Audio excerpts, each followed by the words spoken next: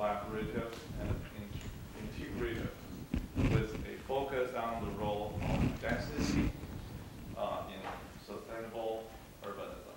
Now, recently, she has expanded her research agenda to address design opportunities related to net zero energy, generative uses for vacancy, and blue, green, gray, plus white infrastructure. Her research has been funded by the AIA, LISC, MSHDA, and the Ford Motor Company Fund. She has been published by Wiley, Blackwell, and been accepted for peer-reviewed dissemination through AIA, APA, ACSA, ACSP, ARCC, EAAE. Alphabet soup. And a lot more. Yes, right.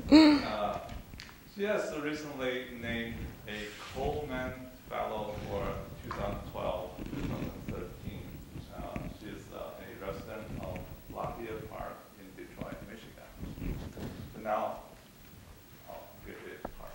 Okay, before she starts, I'll say, if you need the AIA continuing education credits, you can sign it up here on the table here. And then if you are a student at LTU, you can sign up here on this form to get credit from your teacher. And we also have the evaluation form, so I will hand it out right now, and as you can. We have one. We have one. You already have one? We have one already. Oh, okay. Then just put it here. And then, thank you. Excellent. Thank you, Professor Fang, for that lovely introduction. And good morning to all of you. We're starting bright and early with sustainable infrastructure. Nice way to start the day. So before I begin my talk, I wanted to perhaps ask the audience, just so I get a sense of. Can you just turn off the lights because then it will be more clear? Oh, Oh, okay. Thank you, Dean. Just so I get to know my audience a little more, how many of you are coming to us as professional colleagues from outside the university? Okay, a number of you. Welcome. Academic colleagues? Oh, duplication there. Students? Good. Others who didn't raise their hand. Tell us your interest here in the conference while we're adjusting the lights. I'm just a member of the community who has a great interest in things sustainable. Wonderful. In fact, I'm affiliated with one of the sponsors. Excellent. That's So I'm just an attendee. hardly just. That's wonderful. Wonderful. Others? All right. Well, don't need to self-identify. So good morning. Once again, Constance Boduro. And I'm happy to be here today to speak to you about my work in sustainable infrastructure, or as I call it, generative infrastructure. So my presentation this morning is going to describe an aspect of our current project to create sustainable community through net zero energy, and talk about the central role which vacancy plays in achieving that goal. In one neighborhood of Detroit, we have proposed sustainable infrastructure, or as we call it, generative infrastructure interventions for hybrid renewable energy, targeted density, water cycle management, and reforestation. And each of these interventions envision an alternative, equitable, and sustainable ecosystem for the city.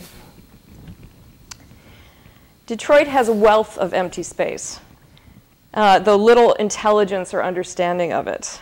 There is a global, morbid fascination with Detroit's emptiness. The media and design disciplines have mythologized it in imagery, obsessively mapped and quantified it. So the reported yet disputed 40,000 parcels. Vacancy perpetuates our entrenched social, economic, and environmental inequities and disparities. Yet amidst a formal right-sizing, initiative for the city and informal urban agricultural initiatives, I believe a constructive dialogue about the role of vacancy in the future of the city has yet to begin. I'm going to talk to you a little bit about Studio CI before I talk to you about our work. As Professor Fang said, we're a transdisciplinary lab, and we're very anxious to prompt this dialogue around the role of vacancy. We practice here within the College of Architecture, and as you can see here from the image, we engage students as graduate research assistants or research assistants through our external funding or through tuition scholarships. My research partners come from the College of Engineering primarily, civil engineering, environmental engineering, mechanical engineering, to address some of these issues.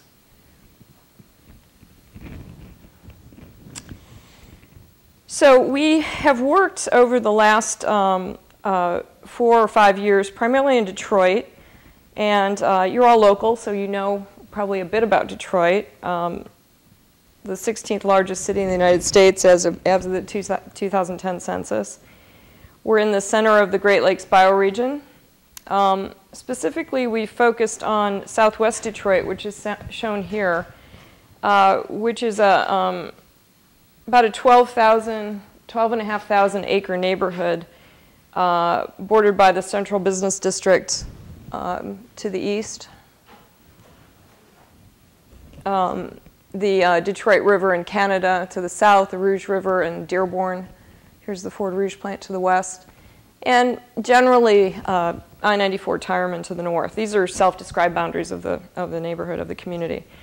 We work with an umbrella organization, the Southwest Detroit Development Corporation, which is an umbrella organization of about 16 NGOs and community development organizations in that neighborhood. One of the first things we do at Studio CI is identify capacities and assets, and Southwest Detroit, like any other community, has extensive capacities and assets. For this particular project, we identified 6 different categories. So beginning at the base, here, the ecological capacities. We're particularly interested in the geological asset of the salt mines here that are underneath Southwest Detroit. There is quite a bit of infrastructure in the neighborhood. The neighborhood is both blessed and cursed in a sense with infrastructure, highways, rail. The Port of Detroit sits here. You may have heard about the NITSE and the DIFT. These are 2 major intermodal interventions that billions of dollars are being invested. In addition to some vacancy, the neighborhood doesn't have as much vacancy as some of the other neighborhoods of Detroit, but it has its share.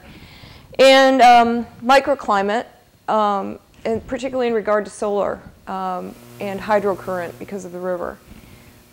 There's also quite a bit of social, cultural, and built density in the neighborhood that kind of defies the generally held notion of Detroit.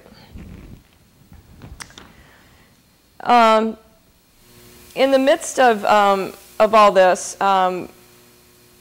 the city is undertaking, as some of you may know, the Detroit Works project. But that's perhaps the most known, or in terms of the media, the most discussed. But for years, really, Detroit has been known as the poster child of shrinking cities.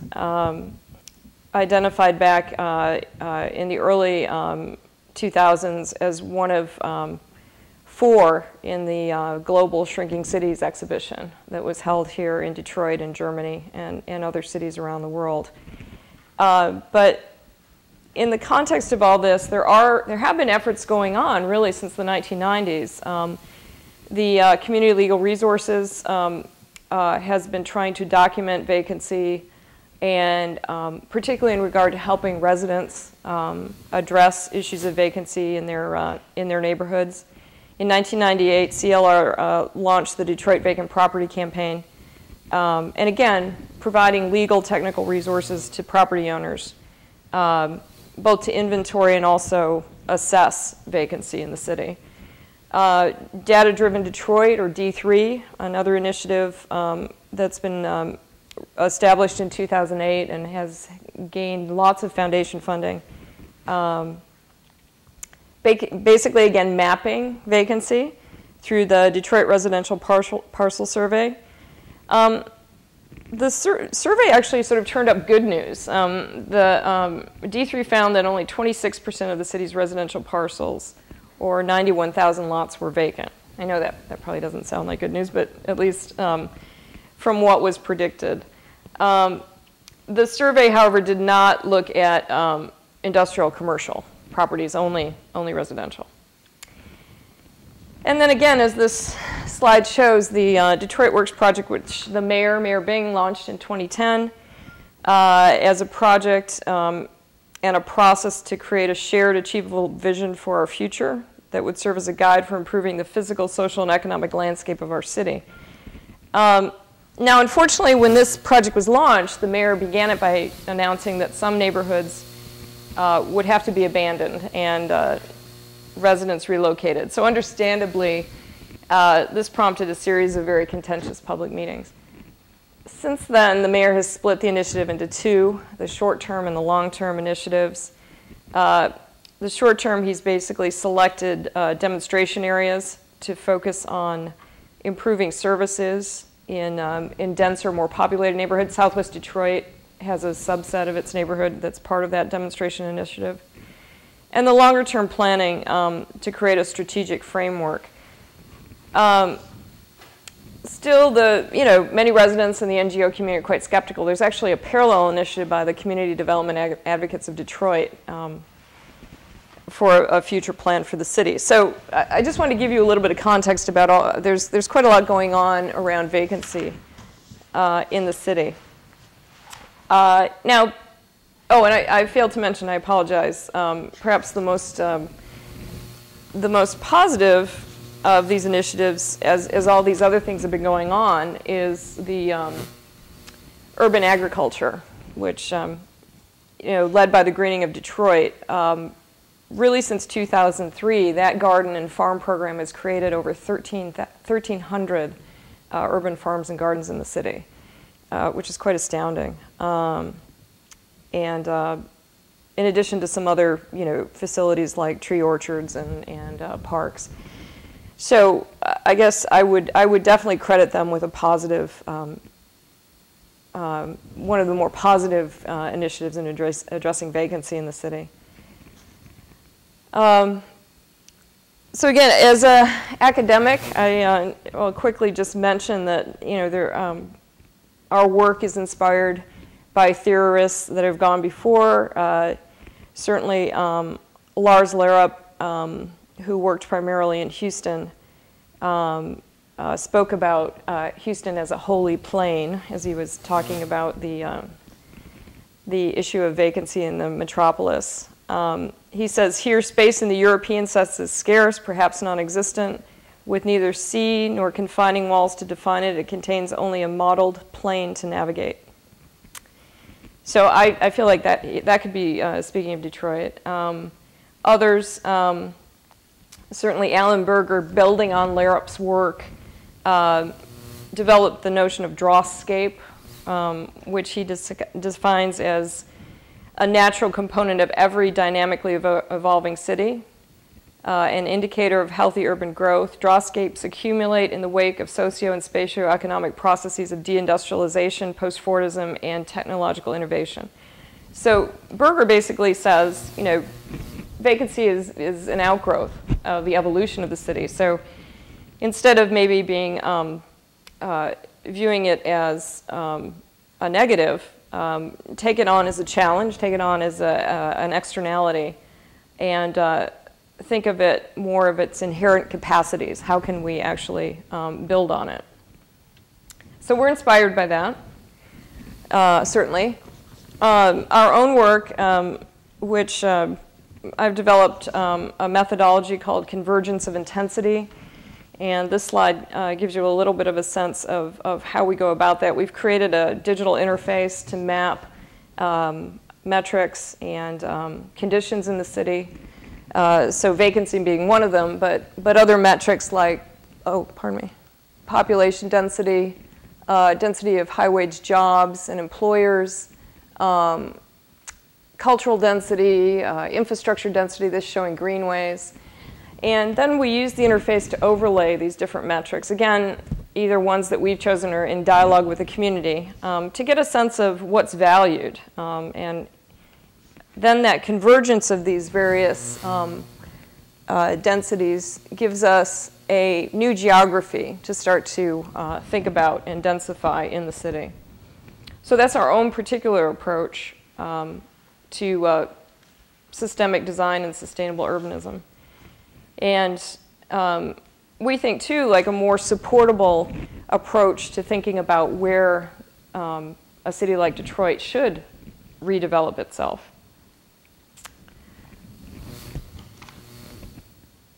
So let's talk about infrastructure. Certainly, infrastructure networks are the complex and systemic over and underlays that are required to support a city and its associated region. They're key in determining the future of urban form and play a significant role in a more desirable and sustainable urban condition.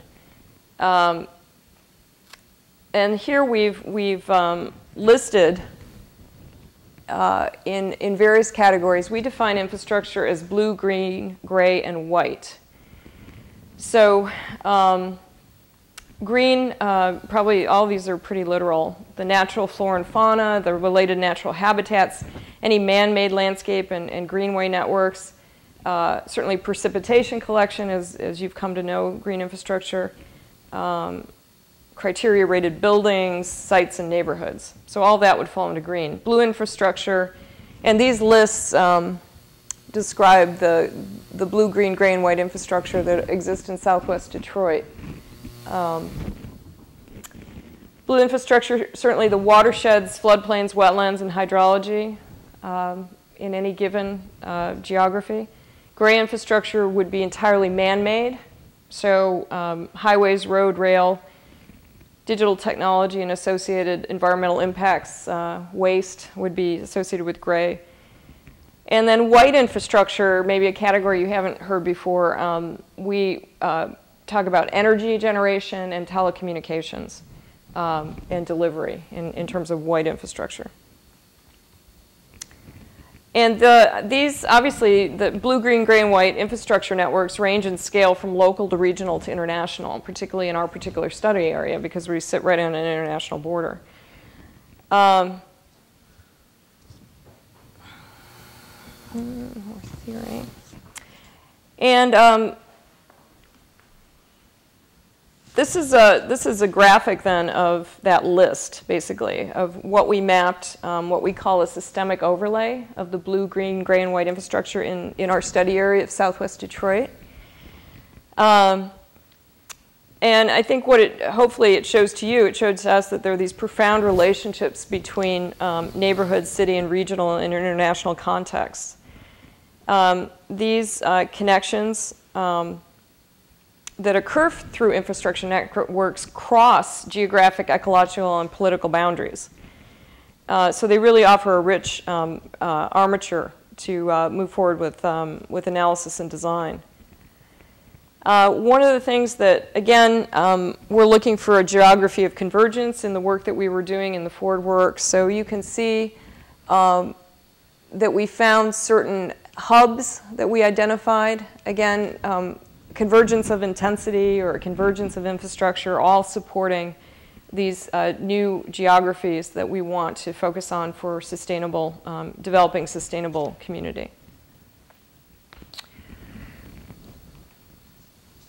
So our application for the Ford C3 project, and actually I'll be presenting the Ford C3 project in greater detail in the next session, but just to give you a little background, a couple years ago, we were encouraged to apply for the Ford C3 grant. That's the Ford College Community Challenge, if you've heard of it. And it's focused on sustainable community. They give 5 grants a year nationwide. So we modestly claimed that we could make Southwest Detroit a net zero energy community in proposing this grant. And that got their attention. And we spent then the next 2 years, we did get the grant, and we spent the next 2 years proving that it could be done. Southwest Detroit can be a net zero energy community.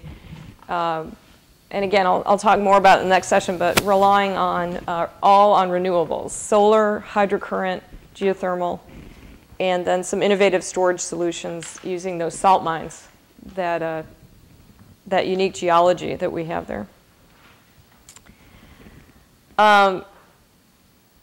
So we, in the course of the work, we identified 5 categories or 5 elements that are present in sustainable community here by this diagram: density, urban mobility, alternative hybrid energy, public realm, and green economy.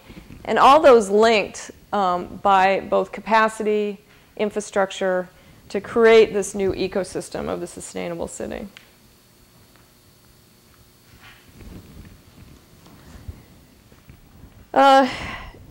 So a fundamental objective of our Ford C3 work was the repurposing of vacant land in Southwest Detroit. We used our interface again to analyze that vacancy. And there's an image of that interface. It's a Google Earth platform integrating ArcGIS and some other softwares. And we tried to get what we thought was publicly available data on vacancy, but the only data we could get a hold of was the 2010 census, which was not very detailed. So we did our own inventory, and we came up with about 1,600 acres, or 635 hectares of vacant land. And for design purposes, we then went further with our analysis and identification. We categorized these parcels into 3 categories.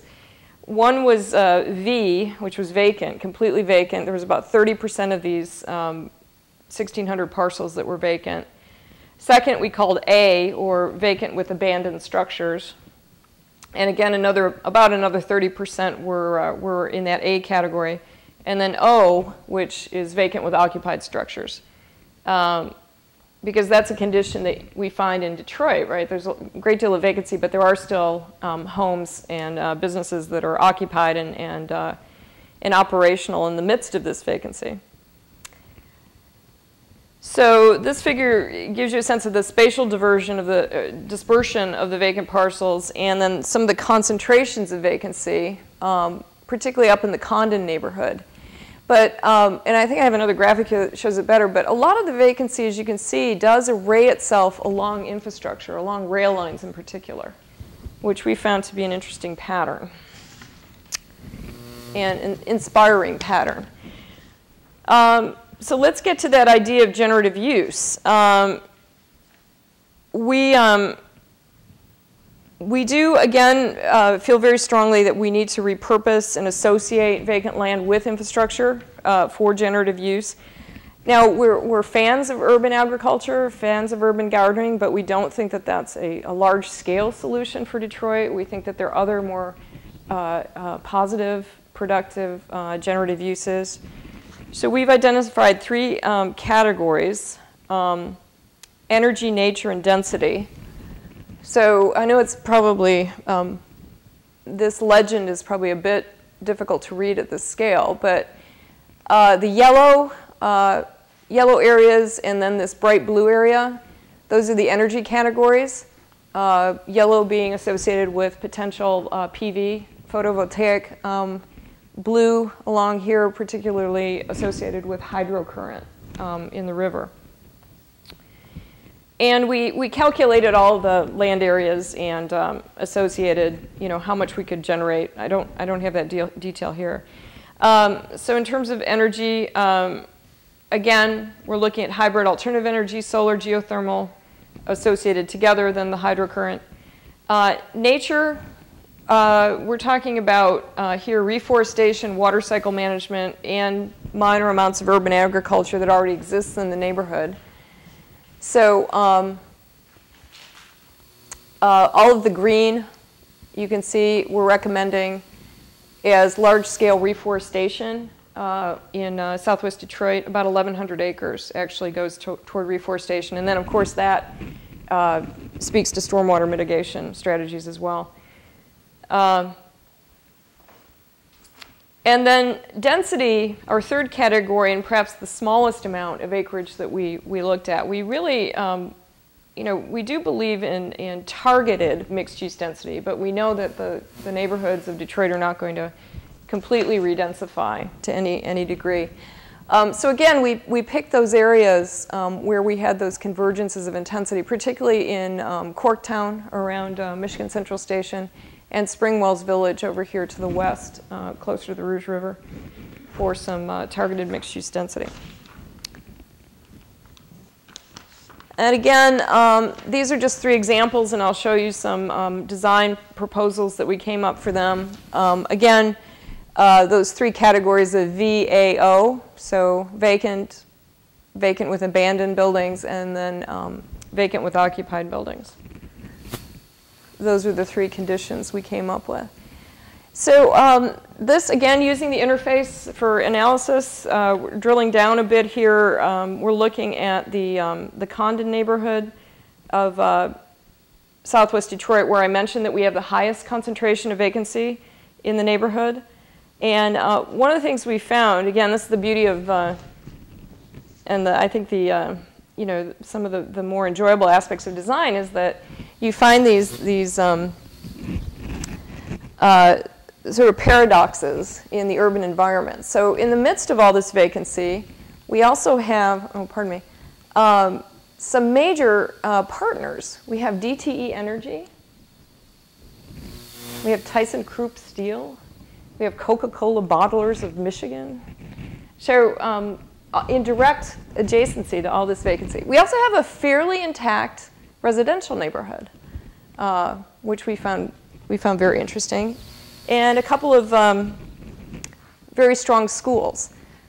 So all that analysis and research prompted us to think, well, we have these amazing partners, we've got this strong neighborhood, we've got a couple schools, let's create what we're calling energy farms in this particular area. And so basically what we're proposing here, you can see the top image of the current condition, and then the bottom image, which is the proposed future net zero energy image there. We would like to use vacant land and decommission some of the street grid in this area, because there's also a lot of gray infrastructure that is associated with these vacant parcels that could be decommissioned, to really create this energy farm, generate alternative energy for the neighborhood, but also contribute to stormwater management. So this particular site, we're proposing a partnership between all those big partners, DTE, ThyssenKrupp, Lawrence Tech as well. Create an institute, repurpose the historic Biddle School, which is here, which has just recently been closed by the DPS, and then engage Sampson Weber Academy, which is an active DPS school. Create this institute, use it for education, training, engage the neighbors, engage school children, and not only create, I think, an educational or interpretive center, but also sort of a new economic and management model that residents of this neighborhood could actually become part owners of these energy farms. Owners, managers, operators, so that it also becomes a green economy strategy. And it allows citizens, I'm a big fan of saying that every neighborhood in Detroit has a role. This would allow citizens in depopulating neighborhoods the opportunity to have a generative role, if they so choose. So that's one of the strategies. And again, thinking of vacancy as infrastructure, associating it with these, with decommissioning gray, chunks of gray infrastructure for solar energy and stormwater management. So that's one of the energy strategies. One of the nature strategies I'll share with you here. This is an image of reforestation in association with the DIF, the Detroit Intermodal Freight Terminal, which is that 350-acre planned intermodal terminal. In our research, most intermodal terminals like that are of much greater size, 3 or 4 times that size, and are outside of urbanized areas. Like Joliet, Illinois, for instance. There's a major intermodal freight terminal for Chicago there. But again, like I said, Southwest Detroit is both blessed and cursed with these investments. So we thought, how do we leverage this? Well, again, taking advantage of plans that are currently in place, of non-motorized plans, the DIFT, some interest, hopefully, with our partner Ford. This would be one example of those 1,100 acres that we proposed for reforestation in the neighborhood. And again, we found that large concentrations of vacancy are right along these rail lines, and the DIFT, of course, relies on the rail line. We did some research about urban reforestation. There's a lot going on, nationwide, globally. Basically, in order to achieve some of the positive impacts, you've got to plant about 21 trees per acre. And then you get the, the urban heat island reduction effect. You get, which can, I mean, there are literally thousands of kilowatt hours that can be saved annually just by reducing urban heat island effect. There's the stormwater runoff mitigation that comes from reforestation because it intercepts 90% of stormwater before it ever hits the ground. Trees are amazing this way. So we calculated how much we could avert of runoff per year. Carbon sequestration, another benefit of urban forest. Basically, through photosynthesis, doing what they do naturally, they can store the byproduct in the volume of the biomass, and sequestering millions of tons per year. And then, of course, there are all the psychological and economic benefits of reforestation.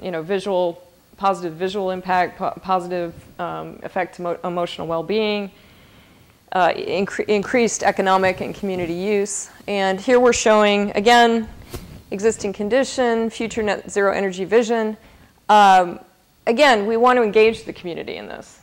We certainly have experts with the Greening of Detroit. They've planted thousands of trees in the city already, and certainly they could be a logical partner for this. But this would be on a massive scale. So obviously we would need to form partnerships, corporate, institutional, community partnerships in order to move forward with this.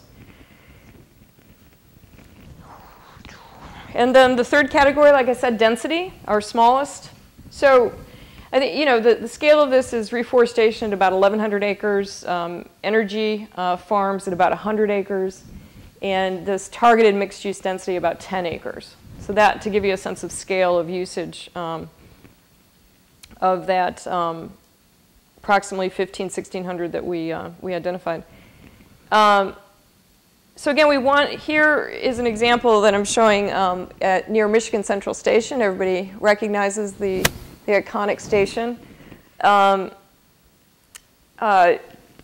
personally, and we at Studio CI are again a bit over the morbid fascination that the globe seems to have with this structure, and certainly it's iconic, right? And we witness, all of you probably have experienced visitors, international visitors at the station photographing it.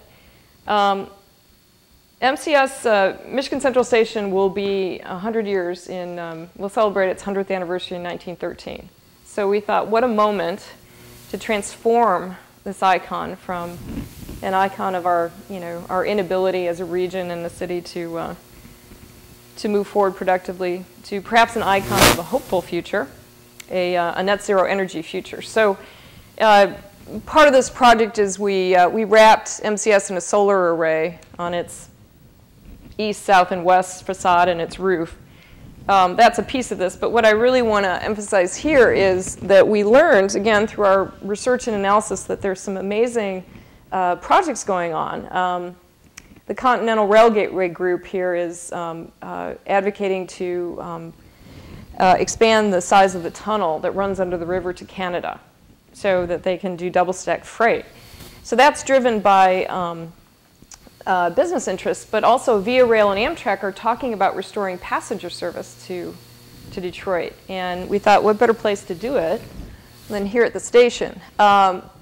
We also learned that in the regional transit plan, again, talking about infrastructure, right?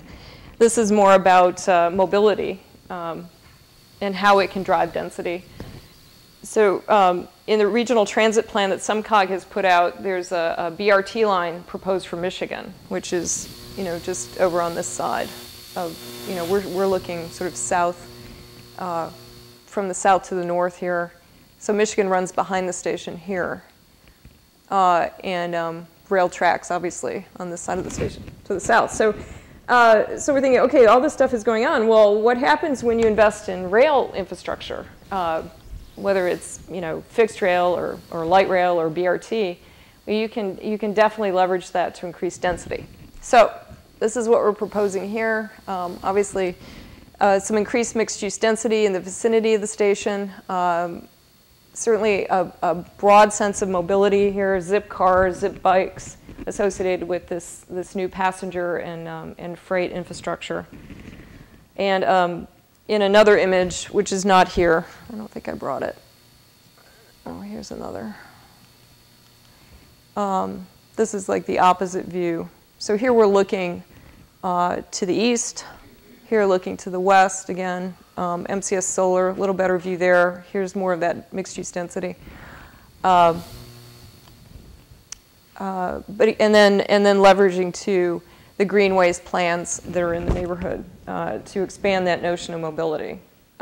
So again, in support of sustainable communities, sustainable urbanism, reducing the dependence on the automobile, expanding the notion of urban mobility.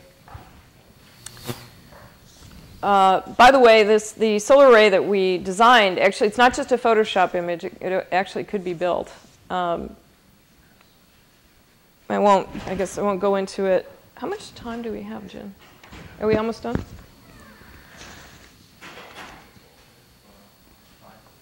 5 minutes? Okay, I'm going to leave some time. So, but we did actually design the array, and we worked very closely with Dr. Robert Fletcher here at Lawrence Tech, who's a mechanical engineer who specializes in alternative energy, to figure out how this could actually work. We'd like to talk to Matty Maroon about it. He hasn't answered our calls, but certainly it wouldn't preclude adaptive reuse of this important historic structure. We think that at least in the interim before that ultimate use is determined, that this could become a very important, productive, generative infrastructure associated with all the other interventions that we're recommending.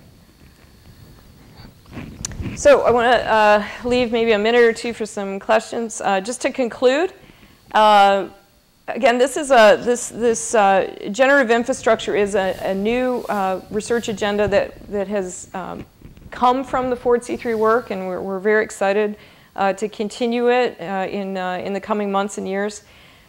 We do believe that vacancy can become part of this notion of generative infrastructure when you hybridize it with adjacent blue, green, gray, and white infrastructure and other natural systems. And what we've tried to illustrate with our initial design interventions is that vacancy in land, grid, and buildings can generate a new geography which speaks to the future of the city.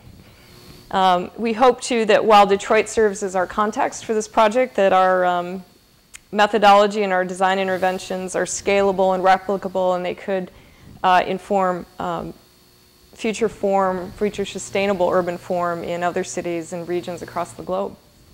Thank you.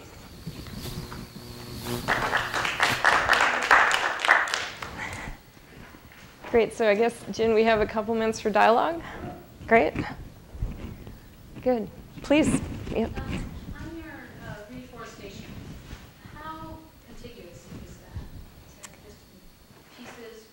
No, actually quite contiguous, because my civil engineering partner, Calvin Creech, he's an urban hydrologist. So we learned quite a lot about, and I have a more detailed, this is more diagrammatic, but as you can see, the important thing is to get massive areas, right, associated and contiguous. Not, small parcels help, but yeah, you get the real benefits from larger scale intervention. Good, yes? I like very much the comment that vacant land is really an asset instead of a liability for so many people look at. And I like the solutions that in addition to offering sustainable features and renewable energy options, I think they really will, in various ways, add to the quality of life of the folks that are living there or who might choose to live there. The question I have for you is, we've been hearing a lot about Wayne County and their land auctioning process that I think they're still involved with right now. Yeah. There's a lot of criticism over it in that, the folks that are buying these very cheap, inexpensive parcels of land now are really speculators. And a lot of times, Absolutely. they're not even in the country or in the state. How do you feel about that sort of process? I agree with you. I think that we've got to get a land bank authority established, and because it's not just Wayne County, right? The state owns a lot of land too, as well as the city. And then, so I think some sort of a coordinated effort here of a clearinghouse of some kind. And I know there are a lot of other concerns about creating an authority with that kind of power, but certainly if you look, and I don't have it here, but if you look at that, sort of mosaic of ownership, it's quite interesting. And but as we know, publicly owned land is often the easiest, to get a hold of and to actually do something with, right, versus privately owned land. So I think having that, that overarching view, that coordinated view is critically important. So good. Do you have any influence over that? Perhaps? Yeah, it sounds like you know something about it. Oh, I'm good. Curious with the news reports I hear. Right. I agree with you that I think if you could assemble all that land, imagine the good you could do with it. Right. Right, and just as your colleague here was saying, right, when you have to have it agglomerated, right? You can't do some of these things effectively if it's all piecemeal. Did you? Yes. The land as assembled if it happens does not generate revenue for the city itself.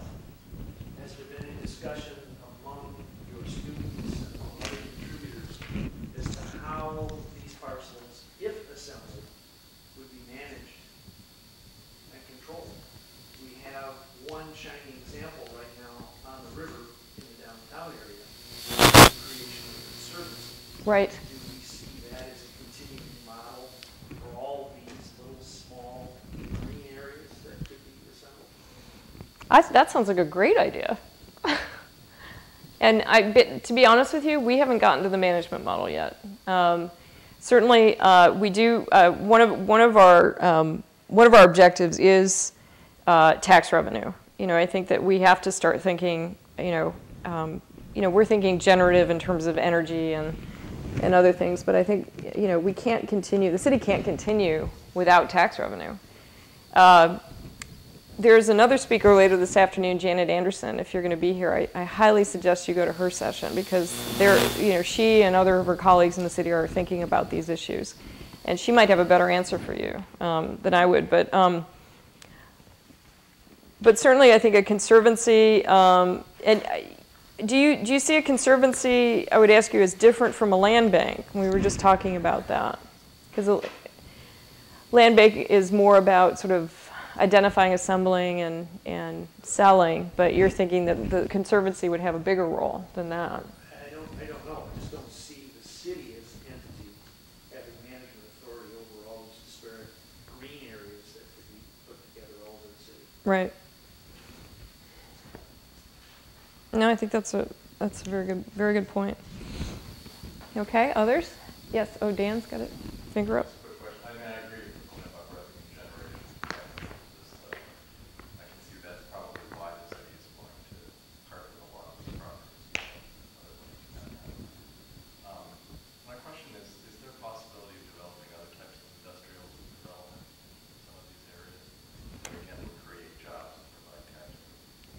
Absolutely, and I did not show it.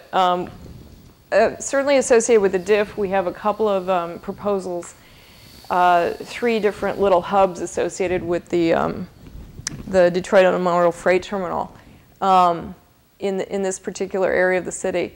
Because again, as we did our research on other intermodal freight terminals around the country, there's a lot of spin-off opportunity for logistics businesses, warehousing businesses, and all of these things could generate high-wage jobs, and also could be approached in a very sustainable, way. I mean, either adaptive reuse of existing industrial infrastructure, or new green buildings that could be generated. There's one particular district that we named. We called it Wilo. It's like right in here because it's between Wyoming and Lanyo. And it's kind of wedged strategically between the DIFT and the Ford Rouge plant. And I apologize, I don't have that here, but if you go on, I have cards, and I think I have, oh, did I? If you go on our website, studioci.net, studio-ci.net, there's a more complete overview of the Ford project, and there is more that's addressing Dan's question about green economy and development.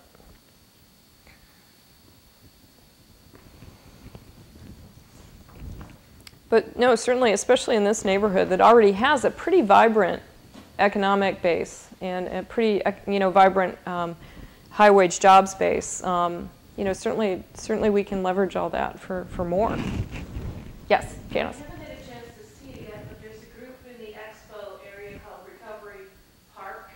Yes. And I was talking with one of the coordinators, and it sounds like on a smaller scale, they're trying to find residents that can revive some of these areas, and that might be an interesting route to stop by and take a look at what they have. Stephanie was right what you're talking about. Absolutely, and Professor Donald Carpenter, actually, of College of Engineering, Department of Civil Engineering, is leading that effort, the design effort there with Recovery Park. And so, yes, so I'm generally aware of it through my association with Don, but yes, that's a very similar. I mean, they have different objectives, different sort of social and economic objectives, but they're looking at a lot of the kind of infrastructure and stormwater interventions that we are. That's East Side, sort of near East Side. But no, definitely, everyone should go look at that. And I think he's doing a session on that too, isn't he? Yeah, please. Bill Renning here, I work Training Center. Oh. I love your presentation, but Welcome. thank you. You forgot to mention one great benefit of this urban forest is the capturing the particulate matter that comes off of the DIFT, which is a great local Sorry. resident thing. I know that Southfield Detroit Environmental Division and other folks have been promoting that. But my question is, we did some work with Hacienda Mexican Foods. Okay. And I know they're a big presence in the area, and there's a lot of food businesses in the area. And so I guess I had just one question of curiosity is it seems like there's a lot of symbiotic potential energy or water saving and water heating kind of technologies that could be employed within the foods business. And I know that she was really geeked to get into that some of that stuff. The director of Hacienda, whose name is escaping me currently, but Well, that's great. Yeah, so just to encourage you to think about that stuff. No, I appreciate both of your comments. Your colleague Jacob Corviday was on our working group for the Ford C3 grant. So and Warm, obviously, I should give Warm credit. They're doing amazing work in the neighborhood. But let's exchange cards so I can hook up with Hacienda. That'd be wonderful. Oh, Dan, another? Okay, great.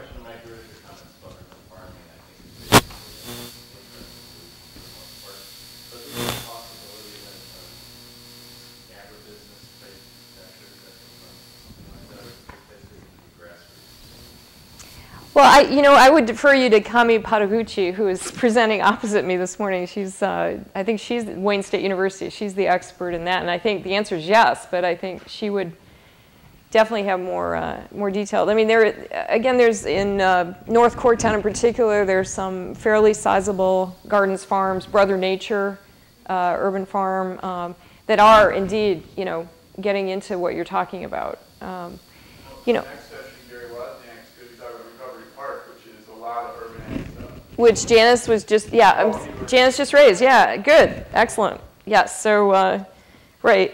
I'm going on to talk about more Ford C3, but maybe, yeah, go see Gary. You've already gotten a little taste of Ford C3, right? Excellent. Others? Please. What's the approximately cost of implementing all this? That's a very good question, and that's hopefully a next phase. The community and Ford and the city, we're in discussions about which aspects of this might move forward. There's a lot of interest in the reforestation and the stormwater mitigation. We would like to move the energy farm project forward, particularly the one I talked about at middle school in the Condon neighborhood. But we're right now sort of negotiating that, and we have to get to that point where we put numbers on things, definitely. But we haven't gotten there yet. It's a very important question, though, obviously. But we tend to, at Studio CI, we like to think about cost and value very broadly. We've got to look beyond just capital costs, right? We have to look at life cycle costs. We have to look at costs, social, environmental costs, as well in that bottom line, as opposed to just financial, economic. Yes. Well, one quick comment I had also is, I know that obviously we need urban agriculture. We also need the alternative energy generation, and a lot of the former DPS sites are some of the only greenfield sites in the city. Yep. Some of the only non-contaminated sites in the city. It's true. And so they're really great spots for urban farming because you don't need to do soil mitigation, you need to do it in other places. So I just wonder about, and I don't know the nature of this site at all. Mm-hmm. So I think my sense is like alternative energy is a great thing for a brownfield site. Right. So I don't know. No, it's fine, and not to get into, but there are tons of other vacant sites in the vicinity. Even if we didn't do it on the schoolyard, Yeah. there are plenty of opportunities. Sure. Yeah. Yeah, and we don't. Yeah, we could still repurpose the building and find other adjacent vacant lots. But very good point. And again, I think those kinds of inventorying, assessing, making those kinds of decisions, we do need a collective approach to that, as we were talking about. So we know what's brown, what's green, what makes sense. Excellent. Right. Good. Thank you so much. Great dialogue. Appreciate it. Let me finish my job. So this is for you. Oh, present. Your certificate. Oh, thank you so much. And it's green. Blue, green, and gray. We just need some white. Great. Thank you so much.